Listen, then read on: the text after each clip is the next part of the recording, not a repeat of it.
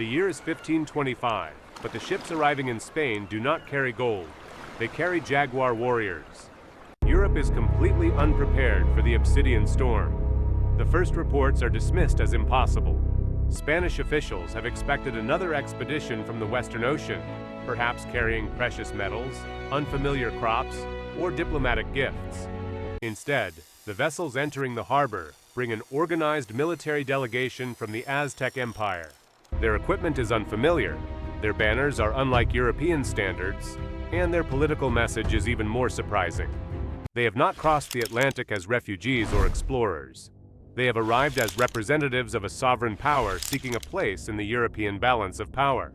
This single decision changes the 16th century before Europe has understood what has happened. In this alternate timeline, the Aztec Empire receives reliable information about the wider world years earlier than it did in reality. Merchants, coastal communities, and foreign sailors provide enough intelligence for Aztec rulers to understand that powerful kingdoms exist across the ocean. More importantly, they learn that European states compete constantly for trade routes, strategic ports, alliances, and access to resources. The Aztec leadership reaches a remarkable conclusion. Europe is not a single enemy. It is a divided political system. That distinction becomes the foundation of their strategy. Rather than attempting to defeat European powers directly, the Aztecs decide to enter European politics as a new strategic actor. Their first objective is not conquest, it is recognition. If European monarchies recognize the Aztec state as legitimate, military intervention becomes more complicated. Every European ruler must then consider how an attack could affect trade, alliances, and the ambitions of rival kingdoms. Spain faces the problem first. The Aztec delegation arrives with carefully selected gifts, maps, agricultural samples, luxury textiles, and detailed descriptions of the American mainland. The Jaguar warriors are not presented as an invading army. They are an elite guard accompanying diplomats. Their presence is calculated to communicate military capability without forcing an immediate confrontation. Spanish commanders quickly realize that these visitors represent something larger than a ceremonial mission. The Aztecs understand that European technology has important advantages, especially in artillery, naval construction, metallurgy, and cavalry. They also understand that their own strengths lie elsewhere: enormous population centers, sophisticated agriculture, extensive regional trade networks, political experience in managing tributary territories, and an ability to mobilize large armies rapidly. Their strategy, therefore, becomes one of selective adaptation. They do not try to become European. They try to become dangerous to underestimate. The first negotiations produce a limited commercial agreement. Spanish merchants receive controlled access to selected Aztec ports, while Aztec representatives obtain European weapons, shipbuilding knowledge, navigational instruments, and metallurgical expertise. Both sides publicly describe the arrangement as peaceful commerce. Privately, everyone understands that it is an arms and intelligence exchange. Within months, Aztec observers begin studying European fortifications. Engineers examine cannon design. Shipwrights study hull construction. Military officers record how cavalry units operate and how European armies organize supply lines. Meanwhile, European merchants discover a market larger than anything they had expected. The economic consequences are immediate. Instead of silver flowing from Mexico toward Europe under Spanish control, trade begins moving in several directions. Aztec cotton, cacao, dyes, feathers, medicinal plants, and agricultural knowledge become valuable commodities. European iron goods and maritime technology become equally important in the opposite direction. This creates a new incentive for peace. A war that interrupts trade would damage both sides. Other European powers notice. Portugal sends envoys. France follows. England, still developing its overseas ambitions, begins gathering intelligence. But what of the privateers Italian merchant networks become interested in the new Atlantic commercial system. The Aztec Empire has accomplished something remarkable without fighting a major European battle. It has made itself economically useful to multiple rivals. That becomes its first shield. The second shield is geography. European armies cannot simply march into the Aztec heartland. Any expedition must cross an ocean. establish supply bases, secure ports, and maintain communications across thousands of miles. The Aztecs recognized that European military strength is greatest near reliable maritime logistics. Their own strategy therefore focuses on denying easy access to the interior, while expanding naval capabilities along the Atlantic and Gulf coasts. A new generation of Aztec shipyards appears. At first, European shipwrights lead the technical work. Aztec craftsmen quickly absorb the principles. Within a decade, hybrid vessels begin appearing, combining European hull designs with local materials and construction methods. These ships are not superior to the largest European vessels, but they are numerous, adaptable, and designed specifically for regional waters. The Atlantic becomes harder to dominate. This matters because Spain's traditional advantage depends on controlling the connection between Europe and its overseas territories. In this timeline, that connection is no longer exclusive. The Aztecs established trading agreements with several Caribbean islands and coastal communities. They build fortified harbors and permanent warehouses. They create a professional maritime administration responsible for navigation, taxation, and defense. The empire is transforming from a land-centered power into an Atlantic state. Inside the Aztec political system, the transformation creates tension. Traditional elites question the cost of foreign technology and permanent military reform. Merchants support expansion because trade creates new wealth. Provincial rulers see opportunities to gain influence through Atlantic commerce. Military commanders argue that European competition requires faster modernization. The emperor must balance all of them. The solution is institutional rather than ideological. A new council is established to manage foreign affairs, trade, naval development, and military intelligence. Its members include nobles, merchants, engineers, military officers, and interpreters. The council's most important principle is simple: never allow one European kingdom to become indispensable. This doctrine becomes known as the balance of the seas. Whenever Spain offers better trade terms, the Aztecs negotiate with France. When France seeks exclusive access, Portuguese merchants receive new privileges. When England attempts to gain influence, Spanish traders are given incentives to remain engaged.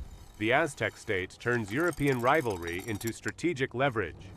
By the 1530s, European diplomats are no longer asking whether the Aztecs can be defeated. They are asking which European kingdom will benefit if another attacks them. That is a profound shift. Spain becomes increasingly frustrated. Its leaders still believe that military pressure could eventually force the Aztec Empire into submission.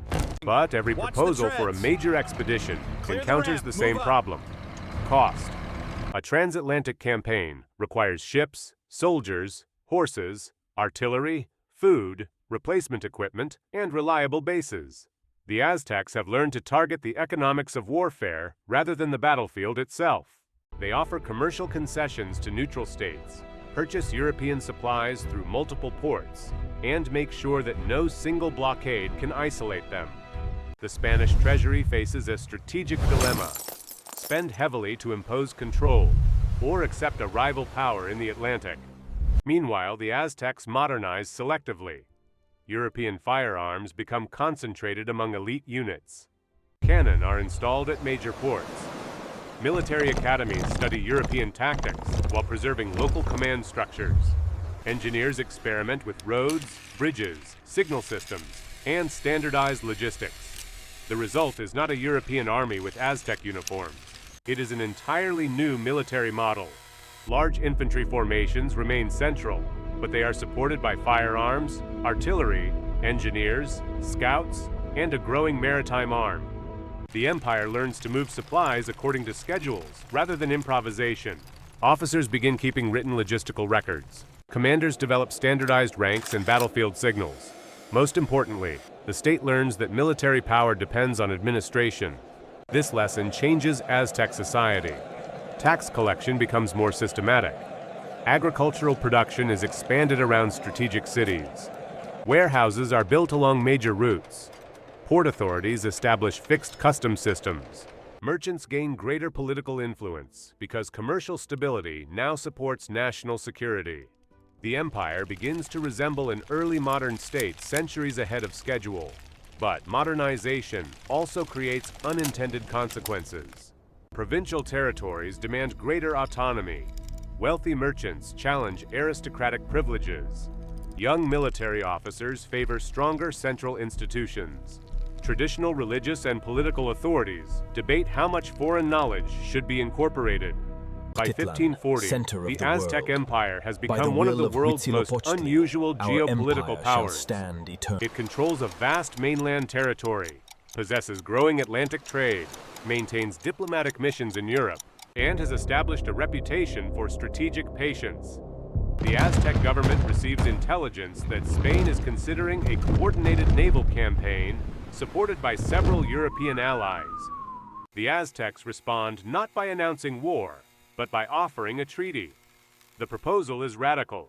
Spain would retain favored commercial rights, but the Aztec Empire would be formally recognized as an independent sovereign state.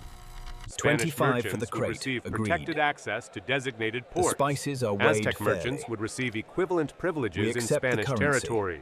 Neither side would establish new military bases in the other's sphere. The agreement is designed to make peace more profitable than conquest. Spain Due to French accepts, interest. partly because France has signaled interest in a separate alliance with the Aztecs. The possibility of a three-way Atlantic competition makes unilateral Spanish expansion increasingly expensive. The treaty becomes one of the defining diplomatic documents of the century.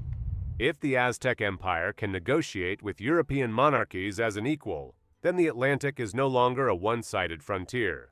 It becomes a shared strategic system. European scholars begin writing about American political institutions, agriculture, engineering, and military organization. Aztec scholars study European law, navigation, finance, and diplomacy. A new generation grows up regarding the Atlantic not as an empty space between continents, but as a highway connecting competing civilizations. Crops move faster between continents. Agricultural experimentation expands. Cacao becomes a major luxury commodity in European markets. American crops are cultivated on a larger scale. European metallurgy reaches American workshops, while American agricultural methods influence European estates. Globalization begins earlier, but it develops through negotiation, rather than complete imperial domination by one power. The consequences spread beyond the Atlantic. North African states seek trade agreements with Aztec merchants. Asian merchants hear stories of a powerful American empire capable of negotiating with Spain. Ottoman diplomats study the new Atlantic balance because any disruption to Spanish resources could alter European politics. The world becomes multipolar, and the Aztecs understand the value of that multipolarity. Their foreign policy expands. Diplomatic missions travel to European courts. Merchant fleets establish routes across the Atlantic.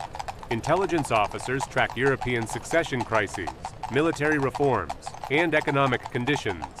The empire is no longer reacting to foreign events. It is anticipating them. By the late 16th century, a surprising development occurs. The Aztec government begins sponsoring European political factions indirectly through trade agreements and diplomatic guarantees. The goal is not to control Europe. It is to prevent any single power from becoming dominant enough to threaten the Atlantic balance. This strategy resembles the logic of modern geopolitics. Power is not measured only by territory. It is measured by options. The Aztec Empire has options everywhere. If Spain raises tariffs, Aztec merchants shift toward France.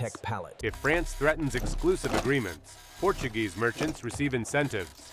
If England expands its navy, Aztec shipyards increase production. Every external pressure produces another alternative. This flexibility makes the empire remarkably resilient. But no geopolitical system remains stable forever. At the beginning of the 17th century, a new generation of Aztec leaders begins asking a dangerous question. If the empire has mastered European diplomacy, modernized its military, and established Atlantic trade, why stop at defense? One faction argues that the empire should remain a commercial power. That level Another of control believes is that strategic unsustainable, security Director. requires We overseas advise bases. against it. A third proposes a more ambitious vision. Establish permanent Aztec influence in the Caribbean and negotiate direct access to European markets without relying on foreign intermediaries. The argument lasts for years. Then a crisis in Europe provides an opening. Spain becomes distracted by continental conflict and financial pressure. France faces its own internal instability. England's maritime ambitions are growing, but its resources remain limited. The Aztec government sees a window. It announces the creation of a permanent Atlantic partnership system. Under the new doctrine, friendly ports receive investment, military training, and trade privileges in exchange for neutrality during conflicts involving the Aztec Empire. The policy is presented as economic cooperation. European diplomats recognize its deeper meaning. The Aztecs are building a sphere of influence, yet they are doing it through contracts, infrastructure, and naval protection, rather than direct territorial expansion. By 1650, maps of the world look familiar in shape, but completely different in political color. Europe remains divided among competing kingdoms. The Aztec Empire stands as an independent American great power. Caribbean ports operate within overlapping trade agreements. European merchants compete for access to American markets, while American merchants negotiate directly with European governments. The old assumption that power naturally flows from Europe to the rest of the world has disappeared. And perhaps the most important change is not military at all. European rulers now understand that civilizations beyond Europe can modernize strategically, exploit rivalries, and shape international politics on their own terms. American rulers, meanwhile, understand that Europe is powerful but not unified, technologically advanced but economically constrained, and strategically dependent on maritime logistics. That creates a world where diplomacy becomes as important as warfare. The Aztec Empire survives not because it possesses the strongest army on Earth, but because it refuses to fight the same kind of war as its opponents. It transforms geography into defense, commerce into leverage, diplomacy into deterrence, and foreign rivalry into a permanent strategic resource. For centuries, historians debate the moment when the old world order changed. Some choose 1525, when the Jaguar warriors first entered a Spanish harbor. Others choose the signing of the Balance of the Seas Treaty. But perhaps the real turning point happened earlier, inside an Aztec council chamber, when its leaders realized that Europe did not need to be conquered. It only needed to be understood. And now, as the 17th century approaches, the empire faces a new strategic horizon. Its shipyards are expanding. Its diplomats are traveling farther. Its merchants are entering markets once considered unreachable.